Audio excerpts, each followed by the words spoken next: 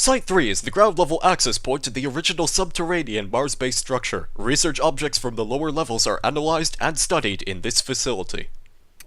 Welcome back, folks and spooks, to the Doom 3 walkthrough with commentary. We have arrived at Site 3. Immediately moving forwards, we encounter a demonic gopher burrowing through the surface of the UAC floorboards.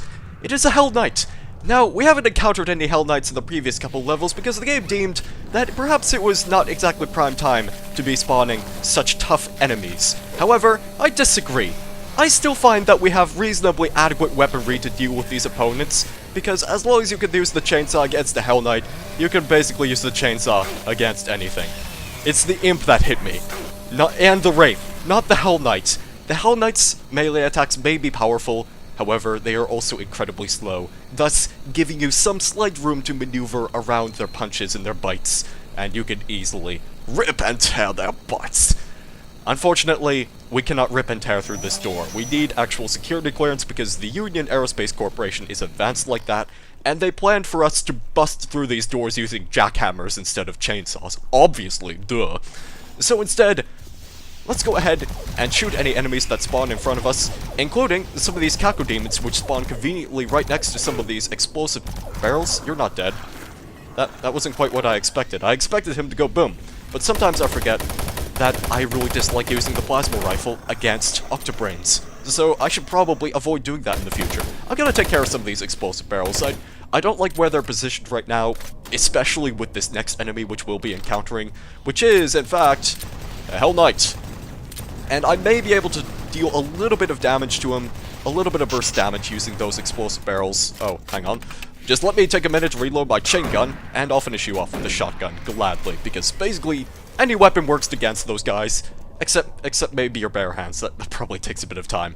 But I'll think about it. I'll consider experimenting with that weapon in the future against the Baron of Hell variety. There are so many locked doors around this vicinity right now, so I may as well just head straight through the garage where we can find a rather hypnotizing sight. That. I'll let you make your interpretations of what that specifically means, but I'm sure somebody in development was just going crazy at this point. There is an incredibly loud mouth breather around the corner as well. You see that guy over there? Yeah, screw him. Don't like him. Just use your rockets to your advantage. And I would actually suggest standing up here to begin with, avoiding moving forwards because there's going to be a couple of deadly enemy spawns. And by a couple, I mean one. But it's a fairly important one. Let me just leave it at that. Come on, stop teleporting away, pansy.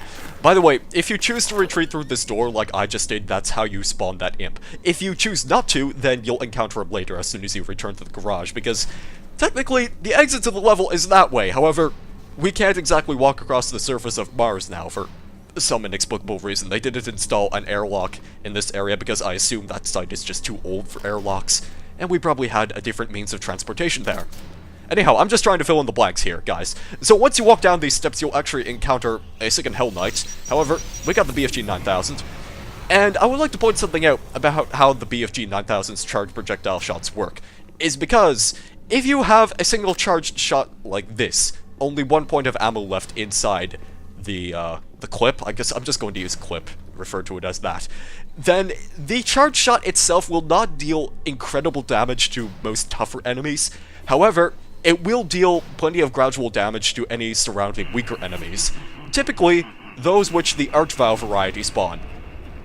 So, let's just take a moment, spawn him in, and you can see, it doesn't quite kill him, but a shotgun blast will finish him off easily, just like so.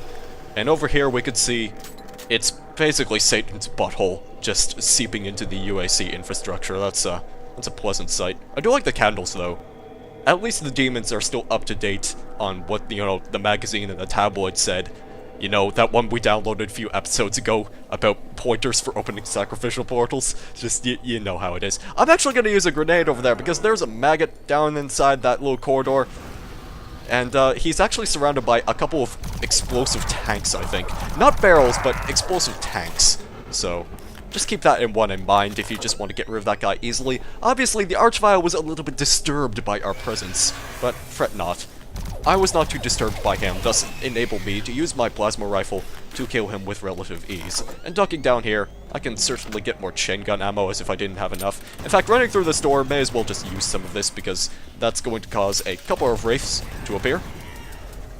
And now we might move forwards where we can descend this ladder and watch out for a couple of spooky monsters. Whoa, you are jumping a little bit too close to me, playing a bit of leapfrog, are we? Around this area are going to be a couple of imps, namely. Apart from that maggot who is sort of like an imp, I suppose. I've drawn that comparison before, but it's really only in the melee department. If they had the ability to cast projectiles, it would be different. Here's a PDA. It only serves to expand some of the story elements of this game, so I'm not going to take a look at it for the time being. Instead, I'm going to break out my rocket launcher, because I feel like shooting rockets at some foes and spawning a whole bunch of monsters. Like you, and you, and you. Be cautious, because in a moment behind us that will cause another maggot to appear. But I think that's about the gist of this area. And of course, it wouldn't be the UAC if we didn't encounter yet another locked door. Oh no, however shall I bypass this one? If only there were a convenient passage, say a giant friggin' ladder extending into the ceiling, allowing us to get by without any security clearance whatsoever. Don't know why you would have this here otherwise. It looks like a perfectly accessible entrance to everyone. Just, these details, man, it bugs me. This area is actually kind of cool. It does have one incredibly dangerous enemy spawn, and that would be another of those Hell Knights. But it also has a bunch of these special-looking tablets, and I'll actually observe those in greater detail momentarily. Let me just take care of these monsters that spawn around us. You chomped on my face. How dare you? But check out these tablets! It's the Doom guy from the classic Doom box art! He's grabbing his crotch, and he's holding a floating cube. It's just, look at that. That's cool. I like that stuff. In fact, I might actually use that as the thumbnail, so I would prefer to keep my crosshair off of the screen, so that way that would make nice thumbnail material. Yes. Some of these other, I guess, stone blocks with the carvings written in them aren't really as interesting. It's mostly illegible, but you see depictions of like imps and Hell Knights, and it's kind of cool. I like it.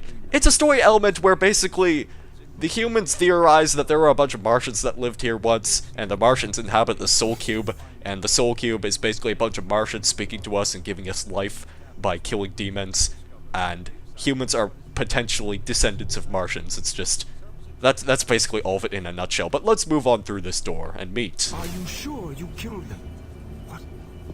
You have the Soul Cube, just like in the carvings I've been researching. If I'm correct, that cube is our only chance to stop this. No time to explain now.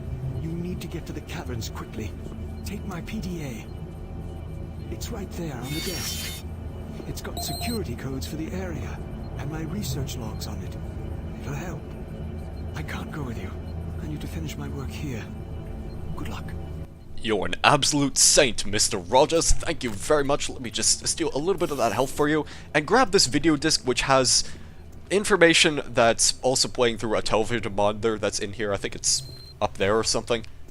Oh, I don't know. I'll have to take a look at that in a second. But naturally, as soon as you decide to leave this place, that will cause 5 maggots to spawn. However, I have the rocket launcher, and I have a perfect amount of rockets loaded into the chamber to get rid of all of those guys in rapid succession.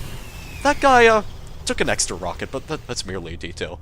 Where is this audio playing from? Like, I could hear it too. It's the television audio I was referring to, but I guess the video disc gives you actual visuals, and the audio that's playing right here just really tells you about the carvings and nothing else.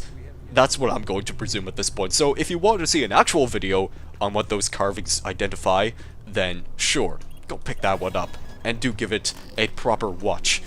So, now that we've left this place, there's gonna be spawning some scary skeletons around us. And in order to return to the previous location, we can't go back the other way, for some reason, because they actually lock one of the doors behind you. Be thankful that there's just merely a shortcut right here. And running straight through, you will spawn a couple of imps.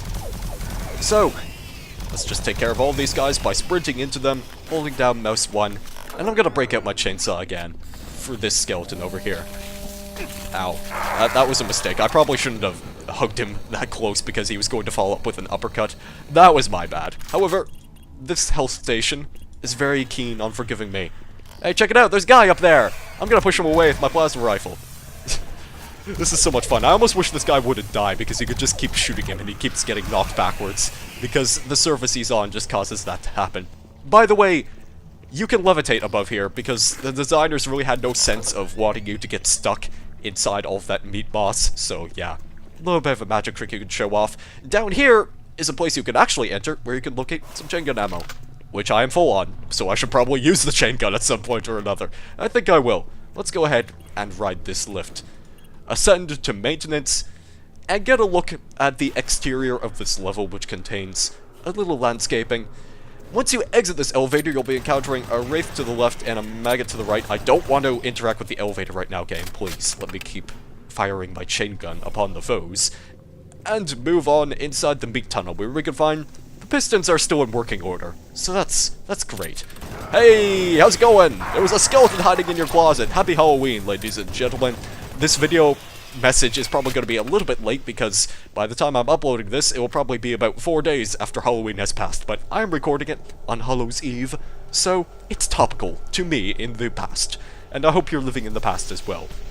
Also, running forward to this place will cause that one Cacodemon to spawn. Running a bit further will cause other enemies to spawn, however, I want to demonstrate what happens when you try to take a lava bath.